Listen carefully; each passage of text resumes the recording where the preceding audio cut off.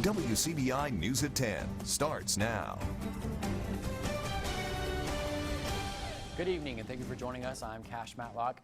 The Mississippi State Department of Health reports 1,210 new cases of COVID-19 with 26 new deaths. There are 44 new cases among long-term care facilities, and since March 11th, the total number of coronavirus cases has risen to more than 66,000, with more than 1,800 deaths. It's presumed that more than 42,000 Mississippians have recovered from the virus. But with negotiations over a new coronavirus relief package collapsing in Congress this week, President Trump signed executive measures at his New Jersey golf club on Saturday in an effort to bypass Democratic lawmakers. CBS News correspondent Michael George reports from New York. Coronavirus disease. President Trump signed executive orders Saturday aimed at providing economic relief for millions of Americans. My administration has been working around the clock in good faith to reach an agreement with Democrats on additional China virus relief. The president's move comes after negotiations with Congress over a new relief package hit a wall. Whether the president has the legal standing to act on his own remains unclear. His actions are designed to defer evictions, payroll taxes, and student loan payments, and extend enhanced unemployment benefits at $400 a week. Democrats are seeking to extend the $600 a week that expired over a week ago. On Capitol Hill, administration officials and Democratic lawmakers couldn't reach a compromise on the overall price tag for a new relief bill. What they want is a $2.5 trillion blank check. Come back when you are ready to give us a higher number. They want to bail out states that have been badly managed by Democrats, badly run by Democrats for many years. More than 30 million Americans are receiving unemployment benefits as the coronavirus pandemic batters businesses across the nation. In early April, Mary Benedetto was laid off from her job cleaning lounges at the San Francisco International Airport. The $600, the federal fund, it really helped me. I could pay off my bills. But given a choice, Benedetto says she would go back to work because she loved her job. Michael George, CBS News. The president also said he would be working on cuts in income tax, that is, and taxes on capital gains. Developing tonight, multiple suspects have been taken into custody regarding the shooting death of off-duty state trooper Lieutenant Troy Morris. And the Mississippi Bureau of Investigation says that 24-year-old Trayon Washington, 17-year-old Kadarius Norman, and 25-year-old Damian Whitley have been arrested and charged with murder. Washington was arrested in Jefferson County and is currently at the Jefferson County Detention Facility with no bond. Washington and Norman were arrested in New Orleans and are currently awaiting extradition to Mississippi. Trooper Morris was shot and killed while working his second job as a postal worker in southwest Mississippi. The shooting happened on Highway 61 in Jefferson County around 4:30 Friday morning. Morris was a 27-year veteran with the Mississippi Highway Patrol. Morris was inside his truck when he was killed. MBI, Jefferson County Sheriff's Department, Mississippi Highway Patrol, the Mississippi Bureau of Narcotics, the U.S. Postal Inspection Service, U.S. Marshals Service, and the Louisiana State Police all assisted in that investigation. Lieutenant Troy Morris was 58 years old. Well, sources tell WCBI an ambulance crew was held hostage for a few moments while answering a medical call earlier today. It happened on Church Street in Tupelo. The crew was reportedly working on a heart patient when a female suspect jumped in the front driver's seat and threatened the crew with a machete. The crew escaped and the female suspect ran away. That suspect was arrested after a short foot chase. No injuries were reported. Investigators are working the case. Pretty quiet today on our Saturday. Let's recap the situation from Louisville, Mississippi. Our Alpha Insurance time lapse looking north. So friendly, keep those clouds out there very warm. We topped out in the mid-90s today, and we are now cooling things down gradually down into the 70s in Starkville, Tupelo 82 degrees, West Point 80. It's still pretty warm out there. The temperatures will gradually fall down to the low 70s. We think about 72 degrees. We stay mostly clear. The wind is light, just a little bit warmer than the last couple of nights. So you may want to just add a few more degrees to the old air conditioner tonight, and definitely tomorrow too. 96, a pretty popular number here in Columbus and Tupelo, Starkville, West Point, maybe 98 degrees. The heat index likely getting back into the triple digits here. So find a cool spot as the moisture increases as we go throughout the next couple of days. Rain chances will return. I'm back with your full 7-day forecast in just a few minutes. All right, thanks, Keith. Well, they lined up at Robbins Field. The Back the Blue parade was part of one man's effort to show Tupelo and Lee County law enforcement that they're appreciated. Organizer Scott Burns says he believes you can support the police and the community by staying positive. Solidarity with our law enforcement, but to also let people know that you can support our men and women in uniform and be against hate, and one is not exclusive of the other. Burns holds an annual fundraiser at the mall at Barnes Crossing, with all funds going to charities that benefit disabled veterans. Well, Mississippi lawmakers are on standby to return to the Capitol on Monday. It's been a month since it became the center of a COVID-19 outbreak. Courtney Ann Jackson speaks with lawmakers and has more on how they feel about going back. Ask lawmakers if they think it's safe to return to the state capitol after the outbreak that happened the last time they were there, and you'll get a similar answer. We've learned our lesson. I think we've learned from our past mistakes. I just hope that we as grown men and women, responsible folk, learned our lesson. A Monday return will be 1 week from the day that Representative Earl Banks was released from a 17-day hospital stay for COVID-19 and other complications. Well, I found I had double pneumonia in both lungs. But it makes you concerned that even though I've had this, there's no guarantee that I cannot catch this virus again, which I do not want to do. They're expected to return to handle the education budget that was partially vetoed by the governor. It would take a 2/3 vote to override that veto. But when it comes to the question of safety, Representative Tom Miles raises this question. How can we send our children back to school and not go back and do our jobs? Members say they believe folks will be more careful, with not all working from the House and Senate floors and wearing masks this go around. But Representative John Faulkner tested positive after they left last time and never ran a fever. He thinks the temperature checks may have provided a false sense of security for some. Once we walk through that door and get a good temp, we can't assume that everybody's okay. And I think that happened also, because you got your little sticker on your jacket, then we all good. and that wasn't the case. Senator John Horn thinks there's another layer they could consider adding. It'd be great if we had testing available on the day that we come back. And for anybody who wants it, if I were the Lieutenant Governor and Speaker, I'd make it mandatory. Courtney Ann Jackson, 3 on your side. Students in Tupelo public schools will wait a few days before returning to class. The reason? Thermometers. The school district will begin classes on August 17th. They were scheduled to begin on the 12th. TPS is waiting on thermal temperature scanners to arrive. Most school districts are ordering scanners from the same vendor, and there's a delay. Administrators are arranging arrival and dismissal times, creating double bus routes, and making students that is, eat lunch in their classroom. Well, it's a service you may not think about COVID-19 impacting, but your garbage pickup could be delayed. Golden Triangle Waste Services is alerting residential customers to not be alarmed if their garbage isn't picked up on its usual schedule. Customers should put their garbage cans out on their usual collection day, but it may not be picked up until the next day. Several workers are out sick with COVID-19 or quarantined because of the virus. The staffing shortage and truck maintenance are causing the delays. Again, customers are encouraged to put garbage cans out on their normal collection day, but just know that it could be another 24 hours before it's picked up. An annual North Mississippi Fall Festival that celebrates the sweet potato crop has been canceled. Organizers of the Vardaman Sweet Potato Festival made the announcement Friday morning. Committee members and the Vardaman Board of Aldermen say it will be difficult to plan the festival with so many unknowns. All events surrounding the weekend, or the week-long festival that is, will be canceled, including pageants, the 5K run, barbecue cook-offs, and the arts and crafts show.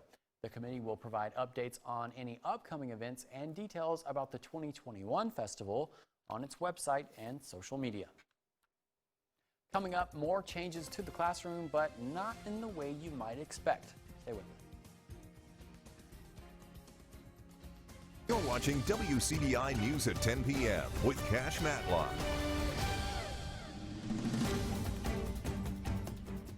Welcome back, everyone. The coronavirus has affected the economy across the nation and here in Mississippi. But with school beginning this month, some businesses are seeing an increase in sales. And as our Savannah Gato reports, those sales may be where you least expect them. Take a look.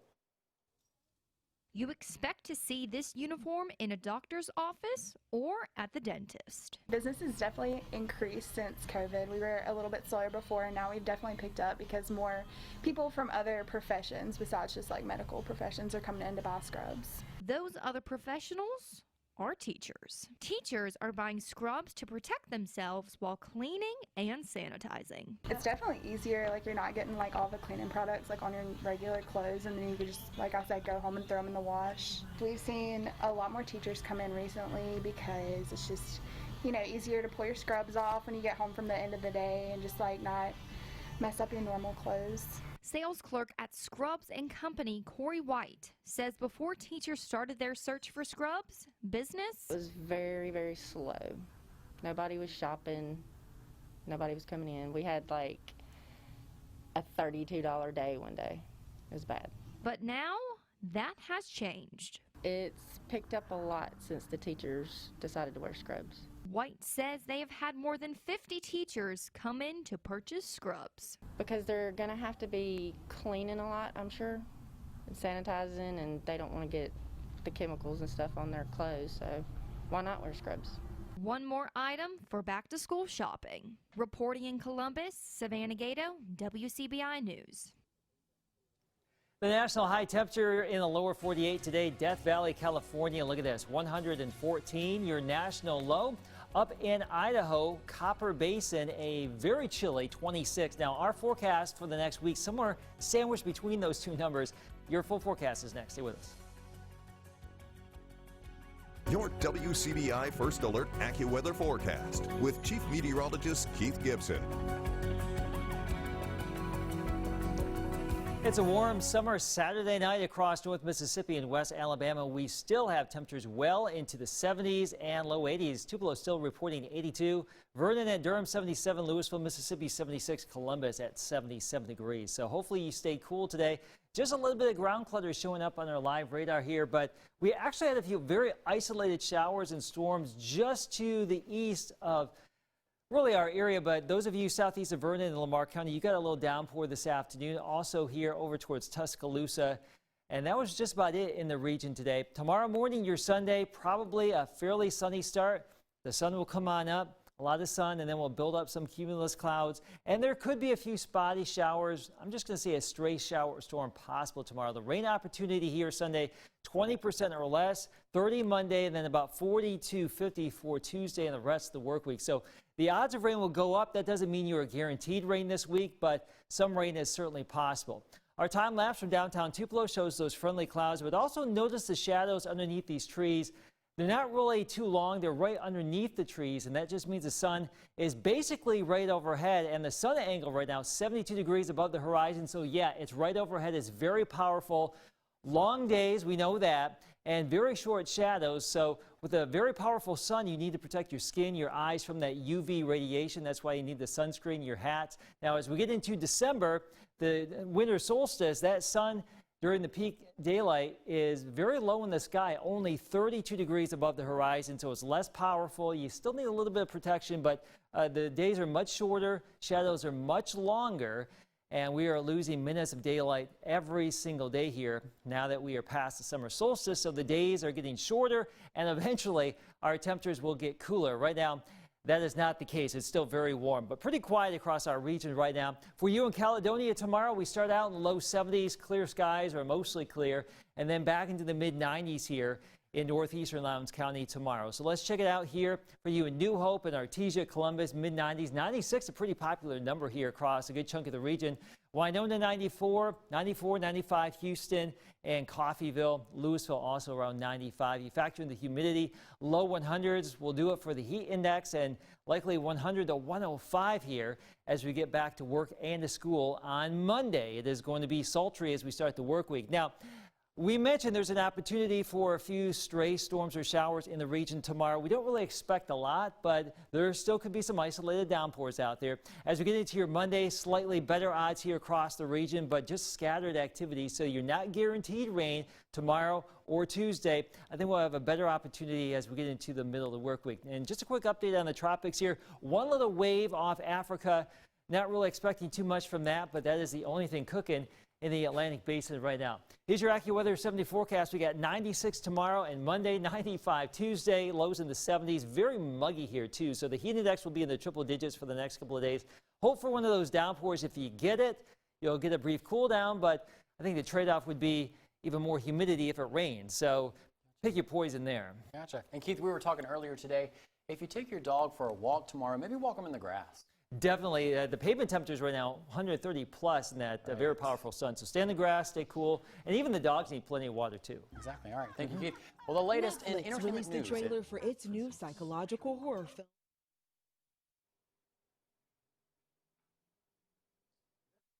Welcome back, everyone. The classic film A League of Their Own gets a reboot, and a new horror film is coming to Netflix. CBS's Danya Bacchus has your eye on entertainment.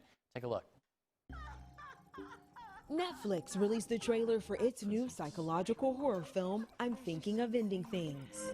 I've never experienced anything like it. I'm thinking of ending things. Huh? What? Did you say something? I don't think so. Weird. The film stars Jessie Buckley as a young woman who gets trapped at her boyfriend's family farm during a snowstorm and soon begins to question what she really knows about him. The movie is based on the best-selling book. I'm Thinking of Ending Things streams in September. There's no crying in baseball! Amazon has picked up a TV reboot of the 1992 movie A League of Their Own. Broad City's Abby Jacobson stars along with newcomer Shantae Davis. The series is described as a reinterpretation of the Penny Marshall classic about an all-American women's professional baseball league that formed during World War II. The show will follow new characters as they carve their own paths in the league. A release date has not been set. Surf's up!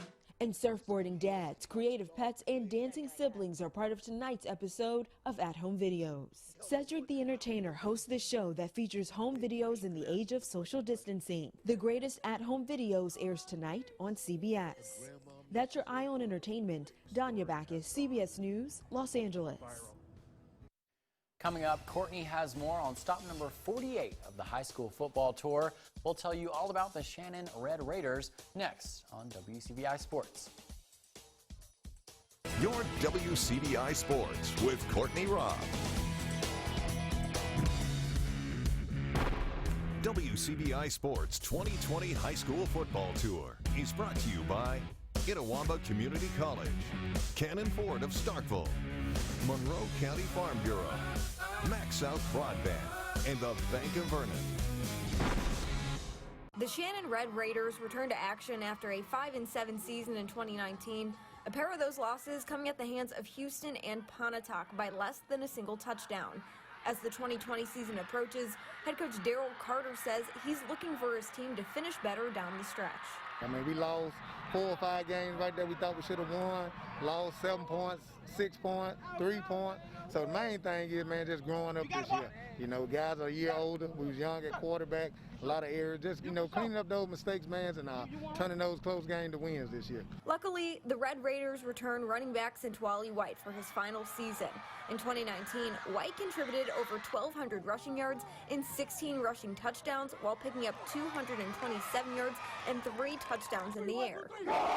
It's kind of a comfort thing. I think we returned about 9 starters on our offense. And, you know, like I said, I think we average somewhere between about 28, 35 points a game. So hopefully we can do that, you know, and cover up the defense. We know we'll be young on defense, but it's guys that play, they just started now. So that offense will give us a lot of confidence, and I feel good about that area. Be a team leader to get my guys, keep my guys head on throughout the whole season, keep them focused. Offense, we looking to be good this time. You know, the plays, just going over time, getting a little practice in days and school days, weekdays, all that. And just trying to get better at it. While the 2020 offseason has presented a whole new set of challenges for every team, Shannon's early summer workouts became overshadowed with heartbreak. During a routine practice on June 16th, sophomore running back and linebacker Jacobi Kaishon Cooper died after collapsing on the field. The Red Raiders rallied together in the wake of losing a brother and teammates. It really took a toll on us, but we know that he would want us to keep going and aim for the sky. You know, we really missed him. and everybody on here took a toll on everyone. Trusting in the good Lord, letting them know, letting the guys know, man, we're here for each other. We got to pick each other up. It get tough on some days, but at the end of the day, man, you know, we miss Kobe, and you know, nobody wants to go through that. But the main thing is, man, just sticking together and trusting in the process. It's some tough times, knowing him, man, as a friend and just a close one, and it was surprising to us, but we try to work through it, get better, and just do everything for him. Shannon will be faced with a tough test as the Red Raiders kick off the season at Noxubee County on September 4th. With Shannon on the high school football tour, Courtney Robb, WCBI Sports. Warm weather continues. It's August here, folks. You know the drill. Mid-90s, a pretty good bet whenever we get into August, and we've got those in the forecast. Stray storm possible tomorrow, Cash, but I think better odds as we get into next week. All right, thanks, Keith. Thank you guys for joining us, and we'll see you back here tomorrow.